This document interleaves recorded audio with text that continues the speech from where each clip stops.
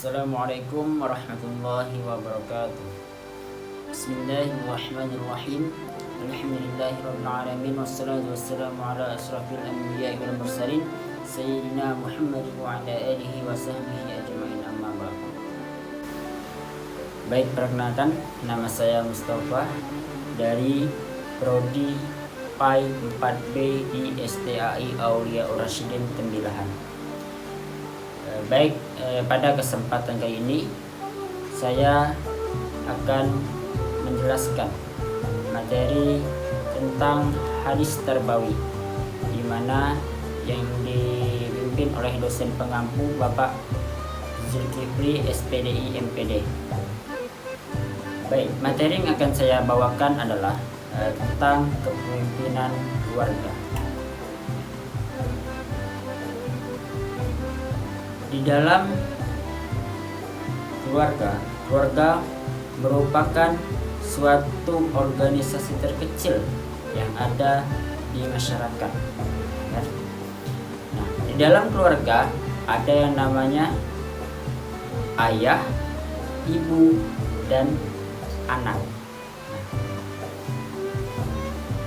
Ayah merupakan pemimpin pertama bagi keluarganya, yaitu ayah, istri, dan anak. Rasulullah Shallallahu Alaihi Wasallam telah bersabda, "Kullukum ra'i wa kullukum mas'ulun an ra'iyah," yang artinya setiap orang adalah pemimpin dan setiap pemimpin akan dipertanggungjawabkan atas kepemimpinannya. Nah, jadi dalam keluarga, seorang suami tidak hanya mencari nafkah untuk istri dan anaknya, melainkan yang pertama sebagai pelindung dalam keluarga. Contohnya apa? Contohnya gini, misalkan ketika istri sedang sakit, pasti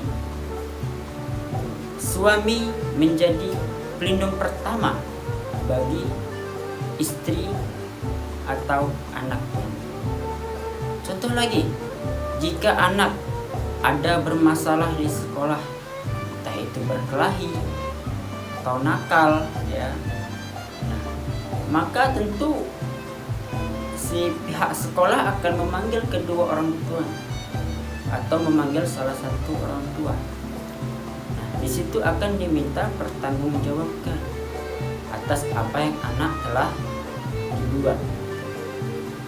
Jadi seorang suami inilah menjadi pelindung, seorang ayah inilah menjadi pelindung bagi seorang istri dan anak tersebut.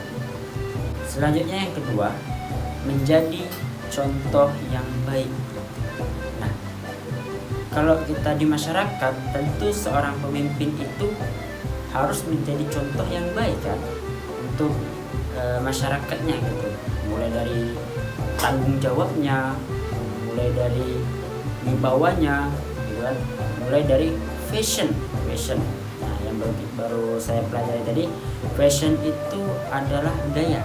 Nah, mulai dari gaya berbicara dia, ya kan. Mulai dari pakaian juga termasuk fashion. Nah, ini tentang keluarga, tentang seorang ayah, seorang pemimpin. Jadi ayah merupakan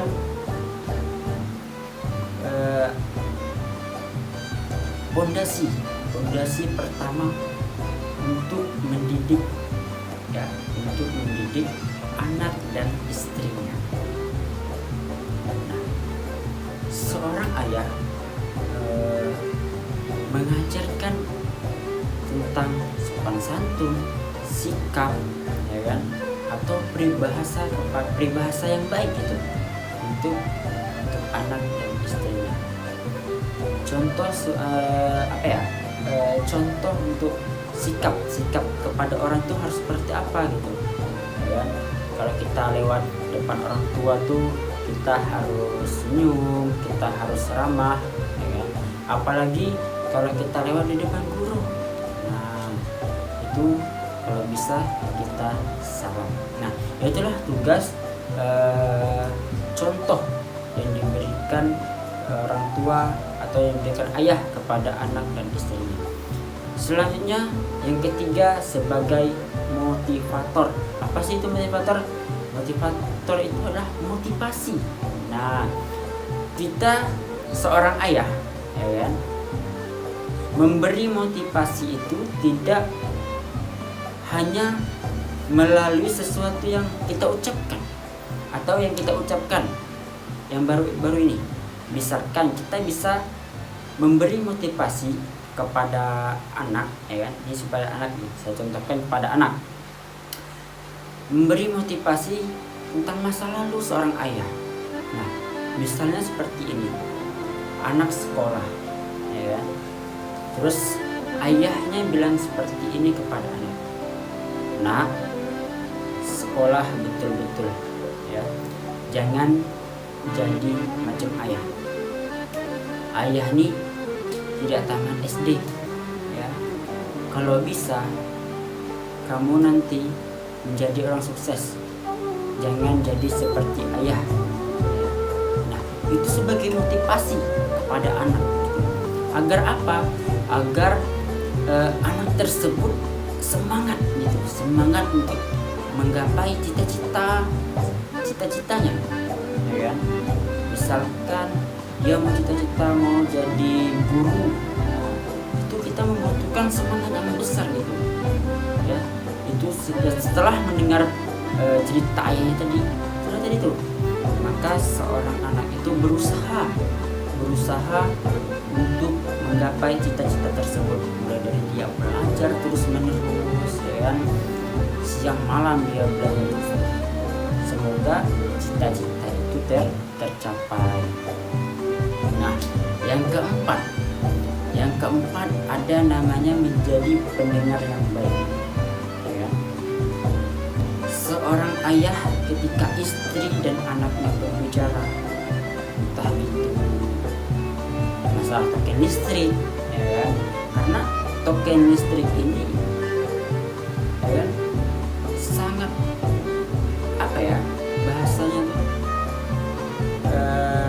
sangat cepat habis gitu. Biasanya kalau istri yang tidak sabar, ya kan, apalagi token listrik habis, duit habis, gas habis, ya kan, apalagi mesin cuci rusak, semua perlu diperbaiki. Sang istri merotot-rotot. Seorang istri apa ya bahasa apanya dia berbicara tidak mau diam gitu. Misalnya ribut, kan, gara marah nih, ya, orang istri gara apa? Gara semua habis. Maka diceritakanlah ke istri kepada ayah. Maka seorang ayah ini harus menjadi pendengar yang baik gitu. Jangan ketika istri bilang marah-marah lagi beginilah, seorang ayah ikut marah balik. Jangan, kalau bisa jangan. Itu kita menjadi seorang yang sabar loh. Jangan egois kita kalau kita menjadi seorang ayah atau kita menjadi seorang pemimpin. Tambah lagi anak. Tadi seorang istri, ini anak. Kata anak, "Ya, SPP udah lewat. Apalagi yang menyangkut ke sekolah, ya kami mau liburan." Nah, seorang ayah ini sedang tidak punya apa-apa.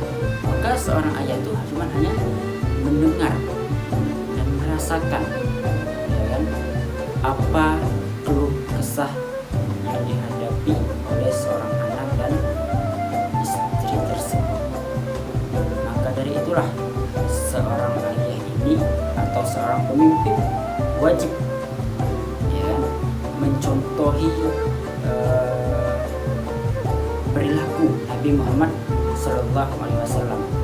Karena pada zaman dulu, ya kan, Nabi Muhammad SAW itu, ya kan, memimpin umat muslim itu yang sabar, ya kan, tidak pernah egois, Meskipun Nabi Muhammad itu pada saat dia memimpin umat Islam, dia selalu dicaci, dimaki, ya.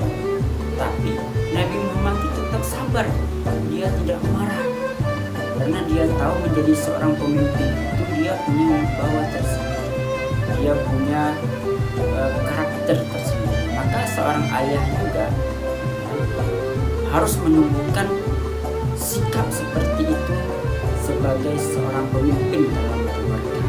Nah, yang kelima, ada yang namanya membuat aturan. Nah, ini nih yang sering terjadi di keluarga, karena entah lupa membuat aturan atau memang melanggar aturan.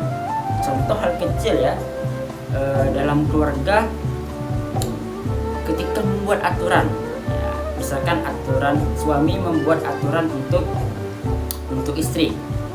Nah, contohnya apa? Contohnya misalkan gaji 500 harus cukup untuk 1 minggu misalkan. Nah, kalau untuk ke anak, ya kan, untuk ke anak itu biasanya kalau kita seorang anak keluar malam, tentu ada batas jam pulangnya gitu. Misalkan ditentukan jam 9 atau jam 10 udah ada di rumah, apalagi kalau anaknya cewek gitu kan, pasti rawan. Maka dari itu setiap keluarga itu dan setiap pemimpin, nah, dalam keluarga itu harus membuat aturan, ya kan? Agar apa? Agar dalam keluarga tersebut menjadi keluarga yang sakinah, mawaddah dan warahmah. Nah, itulah tadi, ya kan, pentingnya seorang ayah dalam keluarga. Itulah tadi yang dapat saya sampaikan, ya kan? Semoga bermanfaat untuk kita semua. Saya Mustafa dari Produk PMP mengucapkan wabillahi taufiq wal hidayah. Wassalamualaikum warahmatullahi wabarakatuh.